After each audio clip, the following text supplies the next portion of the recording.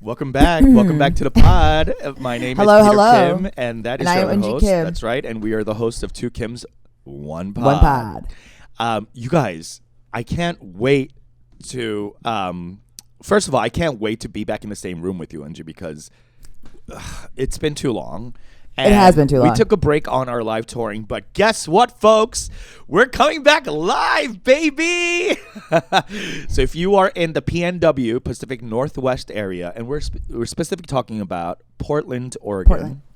And Seattle, Washington. That's right. You have spoken, and we have answered your call. We are coming to you, baby. March 23rd and 24th. May. Sorry.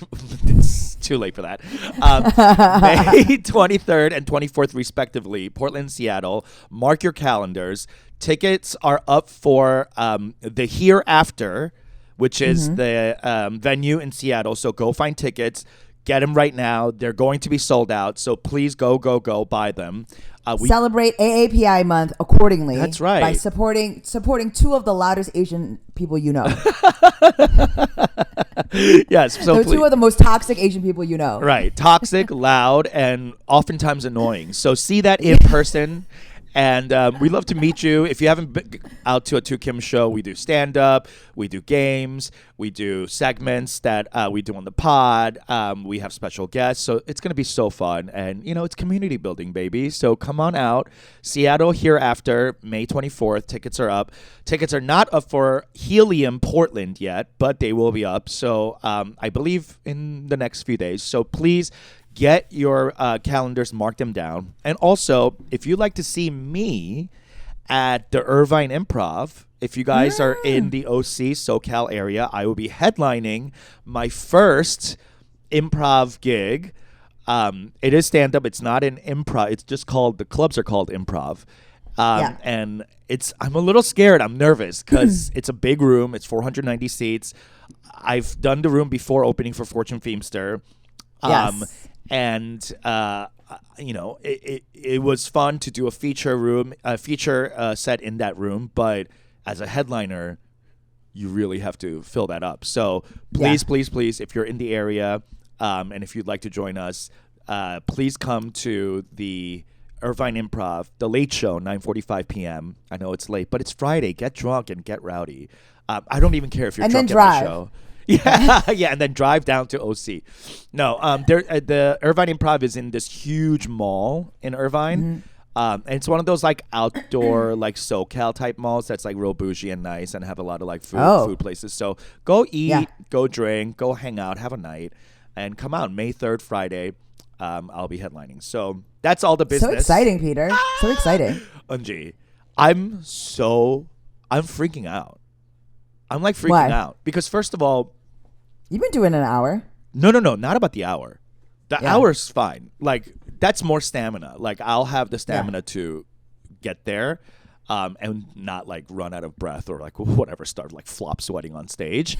But I mean that's going to be immediate. So. Yeah, as soon as the stage light hits me, I'm going to be. He's going to start sweating. I'm not nervous about that. I'm nervous about filling the seats. The room is so big. It is big. 490 is. It's kind of like ridiculous for a club, right? It's almost like a small theater size. Like, clubs usually like maxed out 300 something, 320. Like this is like 50% more. So, I think the Cobb's in San Francisco is pretty big too. I think that is around. That's big. That's 400 though, I think. Yes. Yeah. Yes. And that was like, I don't think I can do that. But, I'm hoping that there's some regular traffic, weekend traffic that comes, like people who have been there before. And I don't know. I'm just like praying for a stroke of luck so that it's not like I'm truly calling in all the favors to my friends. Like, how like I've never done a Kickstarter. I've never begged for money. Like now I'm begging. I'm begging my friends, like, please come down. Please. It's not even money. Like, I'll comp them tickets. Just fill the seats. Just come there and laugh out loud, please. Please. I mean, it's AAPI month. Like, come on. People you gotta show up. You gotta show up and show out. Yeah. Yeah. I mean, that's kind of the move, though, right? Like in May. What? Going to see Asians? Yeah. I mean, white people, what are you doing during May? Try to. Yeah. What else is going on in May? Memorial Day? Weddings? Yeah. I'm trying to think. Whatever. Just go see Peter. Go see me. Peter May 3rd. Yes. May 3rd, Friday at the Improv. And then come see us in the Pacific Northwest. Later that month. All of AAPI. Get a flight. Yeah. So May's very busy. Get a for flight. You white people to see us at multiple shows. Yeah. So anyway, the business out of the way. I'm excited for it. I'm a little scared. I'm looking at features to see like who would be good to feature for me so that they have a different kind of style, but also different material. Also possibly could draw somewhat of a crowd, a local, something like that. So I'm looking around. But anyway, I'm excited. It's one of those like anxious things where you're like excited, but also scared, like not just like terrified, like the SATs. But oh man, I'm getting that anxiety. I like just like thinking about it again. God, the SATs. Yeah, no, like just you'll never have to take them again. Isn't that such a nice feeling? Isn't it such a nice feeling knowing that you'll never have to take an exam again, like in that way, like Scantron exam? I mean, this is the thing though. Like just thinking about it right now, it is psycho what we do to teens. Oh my God! Like the pressure, the pressure is crazy. When I'm thinking about it right now, like, and also as a child that there's this like big test looming. Like I remember learning about the SATs before I learned about civil rights. I knew 100%. About the SATs before I knew the PSATs. The PSAT before I knew women could vote. Like truly, that they didn't have the right to vote. Because SATs you found out in I don't know how you found out about it, but I believe I found out on TV, like Saved by the Bell, maybe. What? That's how you? My mom told me about the SATs when I was in kindergarten. I had prep books. I've had prep books in my library since I was in first grade. LOL, that's hilarious. Truly. What did you do on the SAT? Did you take SATs or ACTs? I did both. You did both? I did both. Okay, so I didn't take the ACT, so I don't know about that. But the SAT... all the stuff in the Midwest took ACTs, right? But you took both? What? Yeah. How did you do on the SATs after all that studying? I did fine. Okay. I did fine. Okay, good. I did good. I did much better on the ACT. Oh, okay, great. Yeah. Yeah, but I mean, on the SATs, I did fine. I had like something in the 1400s or something. Yeah, I did fine. That's good. 14? But I've been preparing it for it since I was 6. You were 5. You should have aced it. Yeah. Yeah, you're right. I guess for like Koreans our age, like 80s, like 80s born kids, we really felt that pressure because we were first gen, if not immigrants.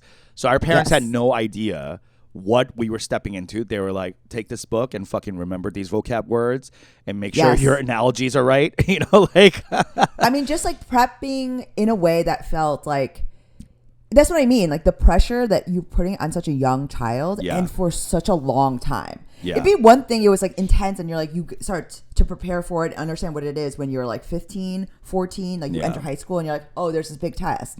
But to prepare since you were a child, to know that it's looming, that everything is going on a permanent record and like thinking about it for so long, it's like, it is such a specific type of torture because also when you're talking about the partnership, like the 80s Korean kids of it all, the kids that came over, even first generation kids that had parents that are from the 90s, their parents are different. They're also from a different Korea. Exactly. Like our parents were hungry.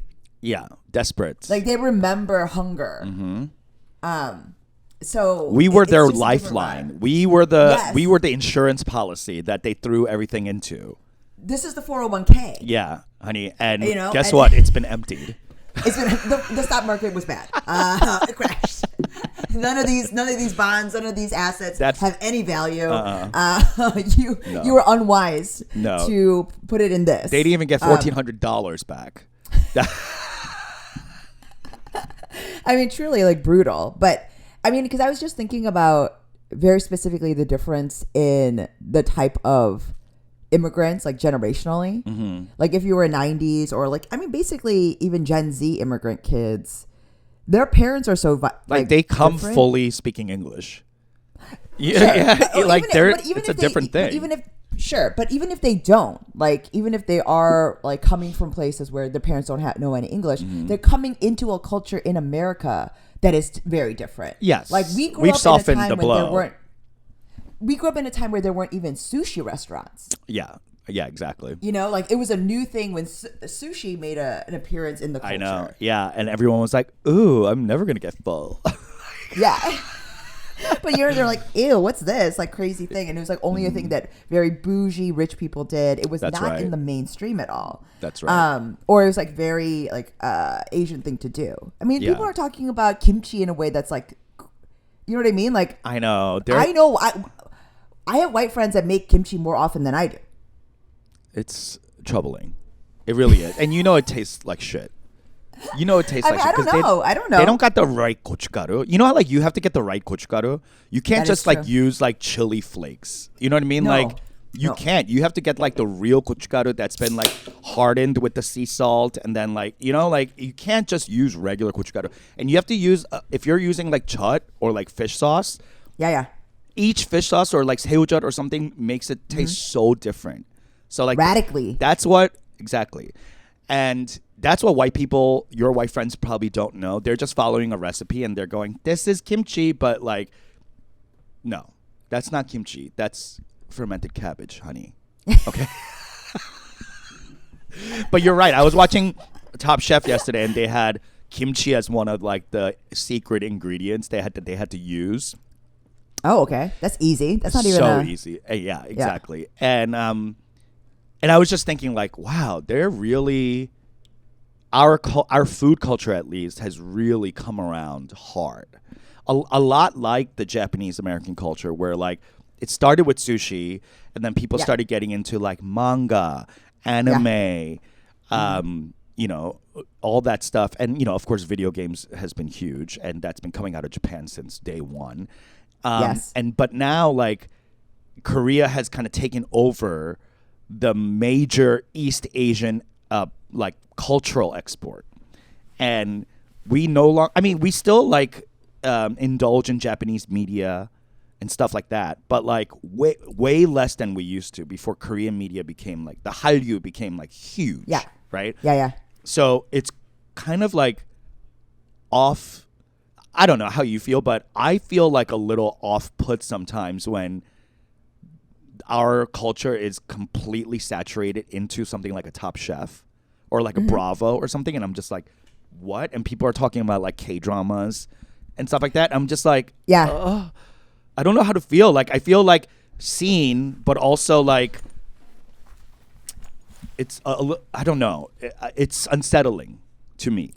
I mean, you're being seen, but also you as a person are now becoming blending into the culture that's in the mainstream. Right. It's like this pastiche that white people are like, oh, it's like a new flavor of the week we're experimenting with. It's like kind of like how people loved Thai food for 10, 15 years. Yeah. I mean, it has. You know what's interesting is that like Japanese culture remains the culture of choice for the rich, the elite. Yes. Yeah, like of people with taste. Like it implies having some sort of like a discerning, elevated sensibility. Yes, the implication being that. Yeah, and still Korean is still like the thing that everybody just likes. It's like sort of bad, but everybody like indulges in it. It's K-dramas, it's K-pop, it's stuff that like is implied is like trashier. It's almost like going back to analogies, SATs. Finish this analogy. UK to US is like Japan to Korea. Yeah, I mean, like the UK is like the version of America that's like, I guess, highfalutin. It's still like, if you still watch TV and someone has a British accent, you're like, oh, they're smart. Yes. You know what I mean? Like, yes, in culture being perceived, absolutely. Yes. But in actuality, it's not. It's not. But I mean, the UK, probably people similar in the with UK are Japan. trash, too. There's Yes, trash same. Japanese people, but Yes. it's an island country, and it's been like the hegemony of the Japanese empire has been so culturally and historically relevant. Their armadas, their naval operations, all that, their occupation of Korea, conquering Manchuria, like all of that. I think because America and the West writes the history books that we read, we see a lot of Japan included and almost no other East Asian country until now. Until the cultural exports of Korea have been like completely adopted into like international export, where like not just East Asia, but Southeast Asia, Eastern Europe, Western Europe, like people are watching K-dramas. Like it's mind-boggling that the things that K-drama is all over Thailand, the Philippines. Like it is crazy. It is the culture. Yeah. It's the culture. And the fact that they almost have migrants more so than American culture. Absolutely. And the fact that they have migrants moving to Korea to do migrant work after watching K-dramas, like that's like if we watch like Downton Abbey and we were all like immigrating to UK to like work like on the bottom area, or whatever. Like it's to be servants, in a manner. Okay, like because they're all doing like migrant work. Not all of them, but like there's a huge like influx of Southeast Asians. Yeah, not after, but specifically being inundated with Korean culture.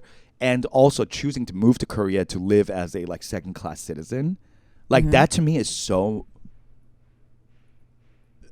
I can't imagine that as like an American version. Like, what would that mean for us? That things here are really bad.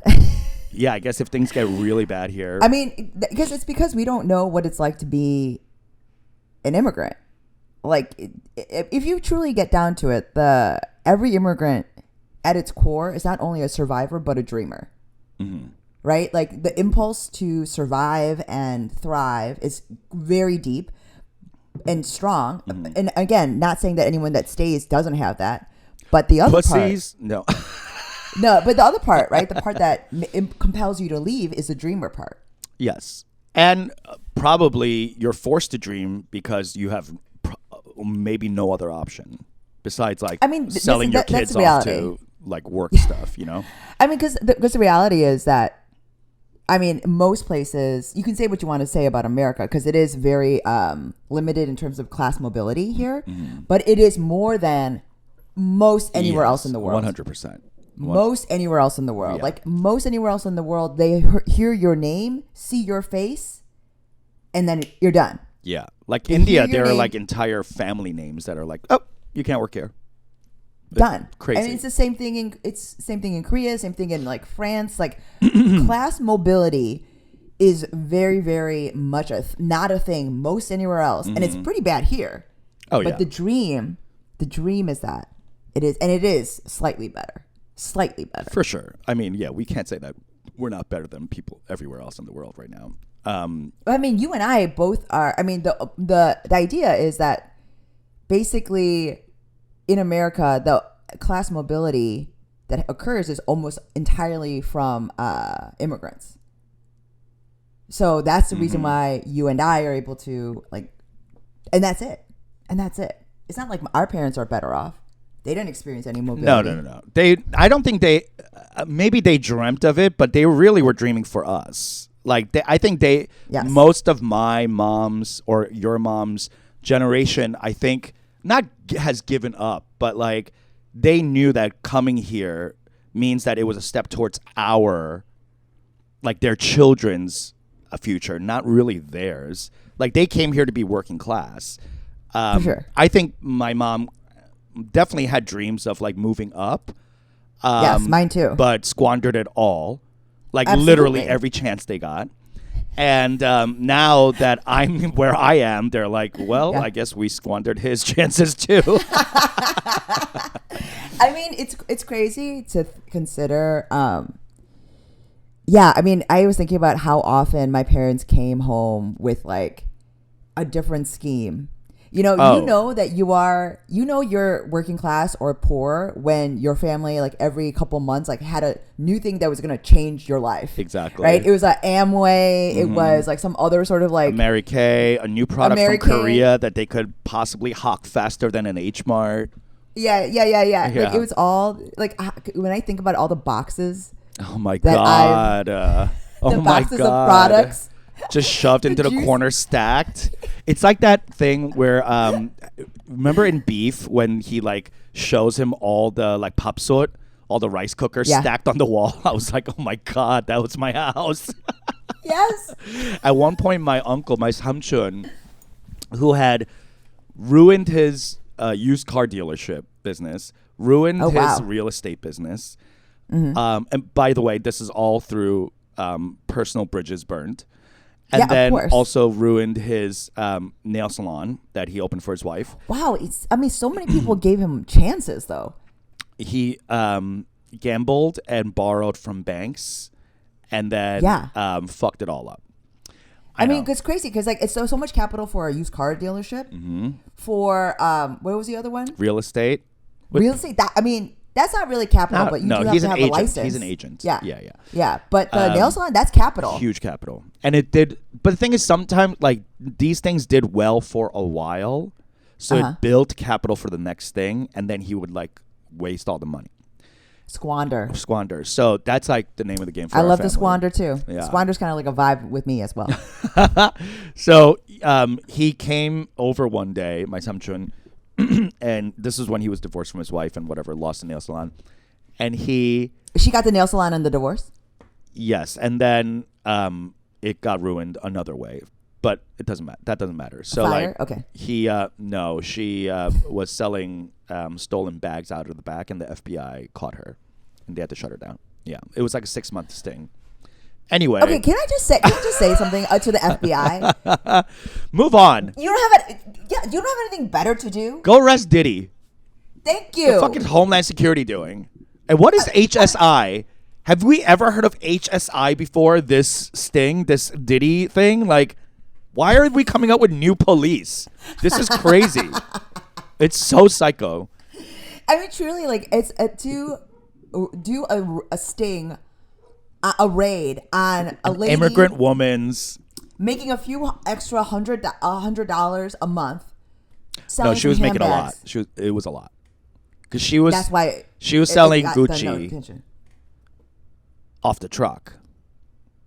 So she wasn't selling them for like $25-$30 because these weren't fake. These were actual bags. So she was selling them for like thousands of dollars. Yeah. And that's why they had to raid. And then she flipped on her provider, which is why on her plug. Her plug, who was doing like millions of business out of China. Anyway, crazy. I know, like it's all like import export stuff, and people like take stuff off the like crates, and of course, we lost it or whatever. Anyway, so he came over one day. It's so bad. So my uncle comes over one day. He goes, this is when I was in college. Yeah. He comes up to me and he goes, hey, do you and your friends, you guys have sex? And I was like, what? I like literally have never talked to him about girls, sex, boys, nothing. He was like, yeah, that's not uncle conversation. No. And if it is, get out of the room. Get out of the room. And FBI? HSI? NCIS? Long Island? Get his ass. New police is crazy. Yeah. Can we get a cure for something new? For real. Instead of making new police? Can we get new cures? Can we tackle seasonal allergies? Thank you. The fuck? What do we? What's happening? Homeland Security investigators? Get the fuck out of here. All right? Get the fuck out of here. Shut it down. Can we do something about the pollen? Can we do something about this pollen? Yeah, some dander? Get rid of it. Anyway. Are you talking about Homeland Security pollen? Yeah, secure our homeland. Thank you. Anyway, so he comes up to me. He's like, you and your friends have sex? And I was like, what? And he's like, what a crazy intro sentence. I know. And he goes, I'll tell you what, Samchun can't get hard if he's laying down. Do you experience that? And I'm like, what? And he goes, what? If you do, and then he pulls out a pill bottle, and he goes, he's like, I could get you Chinese Cialis for very cheap. I was like, Samchun, me and my friends are 20 years old. We don't need Cialis from China. Okay? We walk down the street and a like errant breeze is getting us erect. Like, we're walking hormones. What the fuck are you talking about? Like, he was like, I could be your plug. To really try to approach your 20-year-old nephew. Yes. Because I have friends at college who are like, I guess like fucking.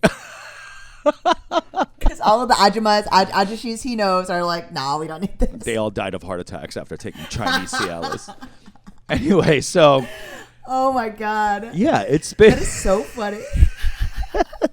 I mean, it was a thing during that time. Because I'll remember finding horny goat weed in my parents. It must have been like a thing. Oh my God. Of course. They're dealing with erectile dysfunction. And they're. But like the fact that it was like still like, because there was now a pill that you could take to address this issue. Right. Because this was like during the height of that Viagra kind of wave. Because it was new and it was like, it was heralded as like the cure. Yeah. For male impotence. Finally. Yeah. Little did we know. Finally, you don't have to sit there and rub ginseng root in your taint anymore. Like, how did they do it before? How did Asians get hard before? I mean, but also... Before the drugs, what did they do? You know they were using some East Asian ass like needles in the butt. Also, was it ever a problem? Like all these places, erectile dysfunction. No, but I mean, like the Asian people have always been fucking the most. Like a billion people in China. People had to stop fucking. They were like, please stop. Yeah. There's too much fucking happening in Korea. It's almost like.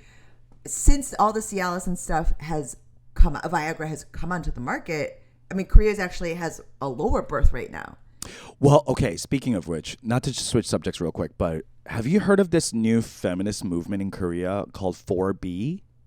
Yes. Or something like that? They're opting out. They opt out. They're closing the window. They're closing the tab. They say no thank you. Yeah. They're not, nothing. This is what I've been dreaming of, and this is what I have been proselytizing, is to stop copulating with men.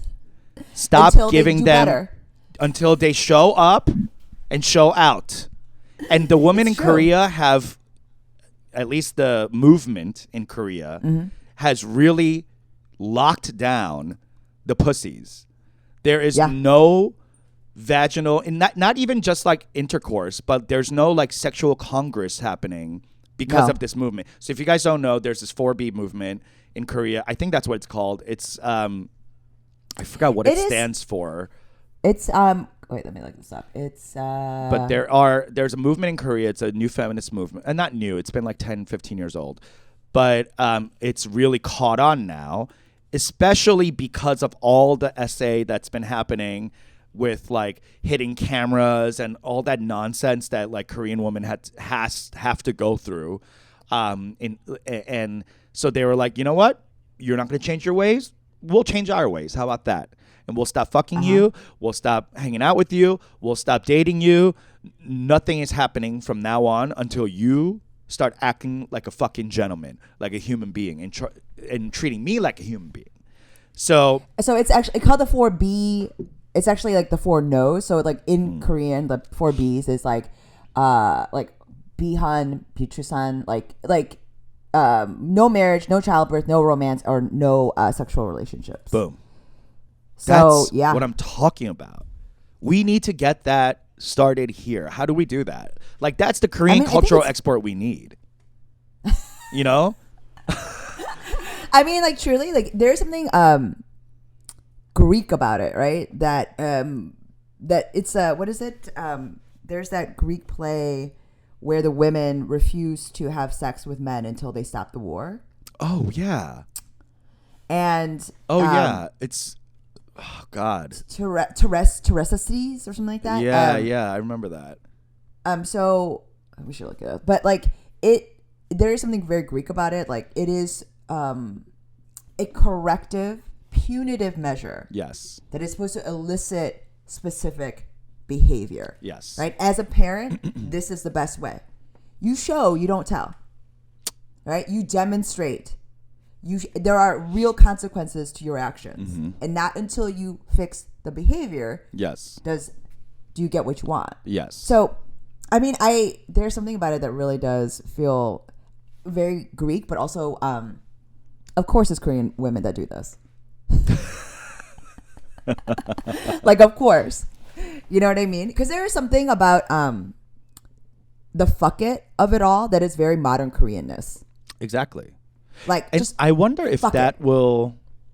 Because I was also watching this TikTok about how, like, this guy, Asian boss, he was going around asking Korean women in Korea, like, in the streets, have you had any type of surgery? And if so, what was it? And if you haven't had surgery, how do you feel about your face? Like, rate it. And, like, what kind of surgeries would make it better? Or do you think? And then literally everyone he's interviewing has either had some kind of surgery, is waiting for the next surgery. Yeah. Or, and there was this one girl, it was so sad. She was so cute. She had no surgeries. And she was like, I'm a natural face, so I guess I'm a 2. And if I get surgery on my eyes and nose, then I could at least pull it up to a 5. Yeah. And I was like, you're getting your face cut up so that you can be a 5? That's crazy to me. That's so fucking nuts. I mean, you know how crazy Korea is, right? Like, you have your job applications. You have a photo. You have a photo. I mean, my cousin had to get surgery before she applied. It was like a thing. It's like a built-in cost. Yeah. So I guess what I'm wondering is that, like, because can this 4B movement be congruous to how we look at ourselves? In, like, I know, like, not everything is for the male gaze, but that's really what's driving a lot of, like, Korean beauty standards. It's, like, sure, there's other women that you want to look pretty for, but, like, is that really it? Like, are women getting surgery, like breast implants, to have bigger boobs for other women? Right, because it's mostly men that are making the hiring decisions, and so much of the worth of a woman is, your boss, your sajang, everything is based on the Korean man. I mean, men are getting a lot of plastic surgery too. It's so much. The roids are crazy. This is what I'm saying. These bubble pecs on these Korean men are out of control. It looks like balloon tits. It's crazy. I think it's more, that to me is a symptom of the patriarchy, yes. But it's a function of the patriarchy insofar as, like, that patriarchy is a function of capitalism. You know what I mean? Like, it is real. Everyone is really being oppressed by capitalism there. Like, in a way that their spirit is being ground into a powder. And, capitalism is a function of patriarchy. Like, it can't exist without the other, I don't think. For sure. So it's like, to me, that's more the looks of it all. I think everyone there needs to, I think, I've been saying this for a couple of years, but I think all of us need to find some version of God again. We can't do this anymore. We can't find meeting. We got to stop. All of us need to, you need to join a cult. You need to go back to church. You need to find somebody outside of yourself and how you think you are being perceived and how you want to be worth more, whether or not it's in actual assets or having people validate you. Yeah. We really are looking for it in the wrong places. Like, And also there's something, like, really boss about being, like, rich and ugly. You know what I mean? Like, that's powerful. Yes, exactly. It's like, power move. Oh, you don't like the way my face looks? My visage is unpleasant to you?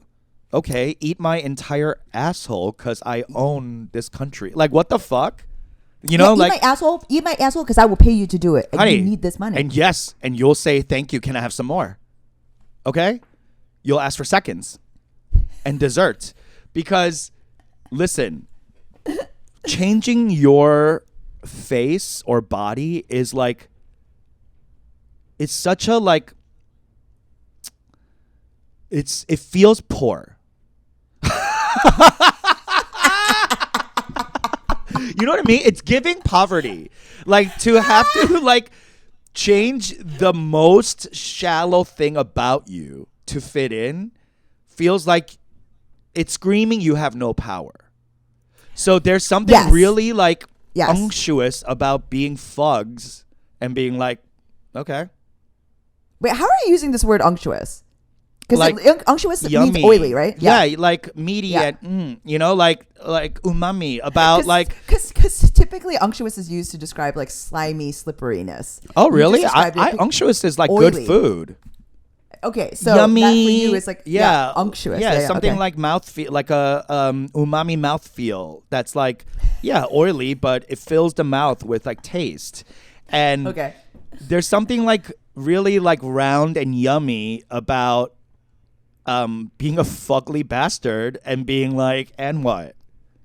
And what? To describe fixing your face as poverty, like it's true, because there's a poverty of the spirit. That's what I mean. The poverty of the spirit, of the mind, right? And the soul. The soul. I mean, I agree. Do what you need to do to be happy. Absolutely. But let me, and you're saying, can we find a higher meaning? Just a little higher than your eyes being double lidded. You know what I mean? Like, and here's what. I know plenty of people who got surgery, and more power to you to be happy. Like, I'm not here to yuck your yum. Sure. But as a society, is there a way we can be a little less thirsty? Okay, so 100%. I do think I love an ugly rich person. That is truly, to me, such power. Oh my God. And like, look at I hate the royal family, but look at the royal family. Not one presentable visage amongst all of them. Diana was the only one, and they had to import her. Exactly. So is Kate Middleton, also imported. Mm-hmm. Imported. Yeah. That's why none of the bloodline is. That's like, that to me. I know like their power's fading, but like that to me is like, look at Vladimir Putin, one of the fuggliest bastards alive. Short. Yeah. Okay. Yes. And short kings, blah blah. But he's short and ugly, and has a dumpy dad bod, and he's the most powerful person. He's strong though. Yeah. Yeah, sure. He's strong. I think Putin is strong. Putin, you're strong. Putin is strong and mighty. Don't listen to a perfect physique for a leader. I don't know. Like Benjamin Netanyahu, ugly. Oh, Bibi is. Like Trump, ugly. You know, like sure, he's a fucking asshole or whatever, but like it's all men, I guess. There's not a lot of like, I get Queen Elizabeth, ugly. But like for women in particular, a lot of power is garnered through appearance, their beauty. Like absolutely. And so I mean, even female CEOs you'll see typically are attractive in some way, right? Aside from like Angela Merkel, maybe is the only one. Golda Meir, maybe. But, both of them, trolls. Yes. But bunions. But on bunions on the foot of their country. Angela with that haircut, I was like, yes, go off, fugs. But truly, typically, the first female leader of any country is pretty attractive. Sure. Typically. Yeah. Especially if the like voting block it was restricted to men. You know? I mean, that's my call, that I think the first female president of America will be a Republican. No, Republican and hot. That'll be, of course. Yeah. There's no way required. Yeah. Unless something like it's just hard. Happens. Yeah, it is hard. So, I want to challenge the power-hungry ladies out there to keep your original face and to rise above the shallow shackles of beauty that's quickly fading every day that you spent alive and breathing on this earth. to get so much power that people are forced to cotton with like your ugly face, your jacked up teeth. Like truly, like to get that much power that people, you know what I mean? Yeah. And also, I will say, I think this is actually going to happen. Look at Jeff Bezos, one of the ugliest. But to me, like the fact that he's doing this and trying to fix himself is actually like kind of gauche and weird, because that he I got, think that like, fit. The teeth, the veneer, all of it. It's like, I think that the move in the next generation will be, if you keep your teeth, if you have a natural face, this will be a representation heralded of, as wealth, success. Oh my because God. I can't all wait. the pores, because as plastic surgery becomes more accessible, yes, everyone's face in Korea is the same. People do medical tourism. Yes, people do medical tourism. It's like here in West Hollywood. Korea. It's the same face everywhere. They go. This is what I'm saying. Yeah. I don't even know what a Korean face should look like anymore. No, because no one fucking looks like it. No. So if you want to see a Korean face, go to Flushing, Queens. Okay. If you want to see a Korean face, go to Lawrence Avenue. Yeah. I mean, no one will be surprised. Not a single procedure done. Absolutely. This is what I'm saying. There are more Korean people that look Korean in America now, because everyone in Korea, they have the same fucking face. And it's like, well, what's special what's special? What's authentic here? Right. You know, I think you're right. The Uggos are going to be authentic. And people are going to be like, not having sensitive surgery, like, yes, it's beautiful. I really do think it'll go back to that, because I think it does. I think it will, because everything's cyclic, and it will go back to that. And we'll stop being obsessed with like creamy white skin, and then we'll start going into like, oh, look at the tan on her, and like it'll go back to that once this American white. It's not. Yeah, it is. It's about white superiority, and Korea and East Asia really have. Yes, it's really built in. It's such a colonized. Really built in. It's a colonized mind. It really is. It's a colonized culture. Yeah. Yeah, and we've seen it in India via UK. We've seen it, everywhere that's been colonized, and Korea specifically moves so quick and evolves so quick that they've really taken that white is right like concept, and they really ran with it to the nth degree, and there's nowhere else to go but folding back in. So I do believe you and I, if we keep our faces, one day we could go to Korea and be heralded as natural beauties.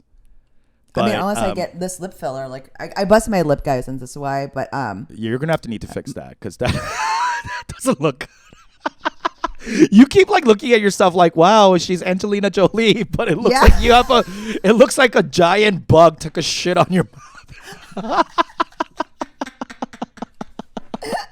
I'm like, oh yeah, I know. You keep looking. I'm like pouting more. I'm like, oh, okay. I'm a little baby. I can't do anything. Like, yes, if we keep our own faces, I wonder as we age how this will change, because this is the lie of capitalism. Profits cannot go up forever. And this is the attitude and mentality with this in Korea, right? If everybody looks the same, everyone gets the same surgery, everyone has this, like, where are we going here? What is the goal? Profits cannot go up forever. So when the stock goes down, what does that look like? Because there's so much industry now built around beauty, built around all of the plastic surgery there. If Korea doesn't want to cave in on itself, they're really going to need to amp up the tourism, so that internationally people could come and do the beauty tourism and whatever the fuck, and feed Korea while Korea goes back to like a normally existing country. But, I would love that, to like export this toxicity. Yes, and then like be cleansed of it. That would be amazing. Anyway, so all those fuggos out there, stay powerful, stay strong. Unji and I are with you. We are on. We're on the unless I do this lip filler, and unless I get Botox right over here to get the. No, I'm just kidding. But anyway, we love you guys. Thanks for listening. That's all for today, and we'll talk to you next week. Bye.